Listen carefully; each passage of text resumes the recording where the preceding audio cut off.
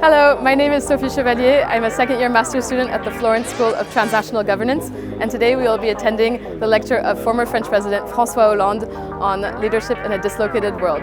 Welcome to The Takeaway.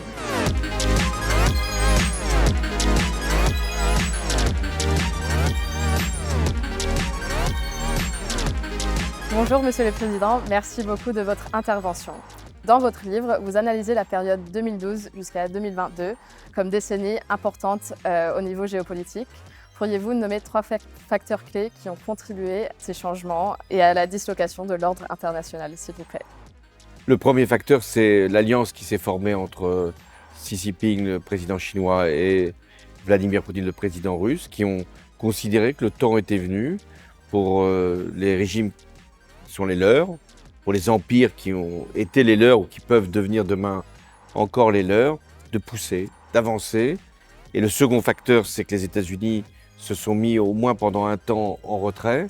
Et le troisième facteur, c'est que la crise sanitaire a fait en sorte de créer un moment de suspension du monde.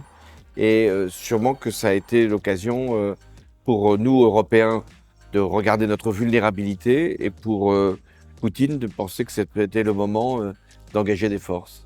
En tant qu'ancien président de la France, comment pensez-vous que les pays européens devraient collectivement répondre aux défis de l'intégration politique dans un contexte d'incertitude mondiale? Il devrait, les pays européens, se mettre autour de la table et réfléchir à l'intégration. Mais il y a des pressions nationalistes, il y a des pressions égoïstes, populistes aussi, qui font qu'un certain nombre de pays n'ont pas envie d'aller plus loin dans l'intégration.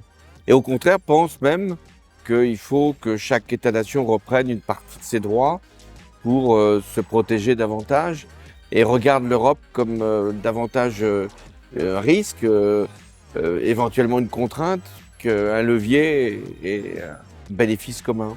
Donc c'est pour ça qu'il y a toujours controverse entre ceux qui veulent avancer et ceux qui veulent arrêter. Personne ne veut plus sortir, mais qui veulent arrêter.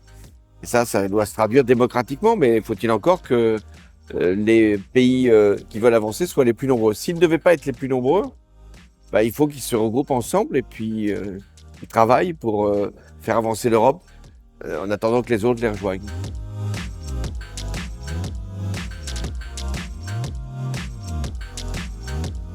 My main takeaways are that the EU needs to make the choice to defend itself and to organize itself security-wise, especially given the upcoming US elections, and that in a world that's facing many difficult challenges today, multilateralism still serves as a very important tool to address these difficulties and to make the world a better place.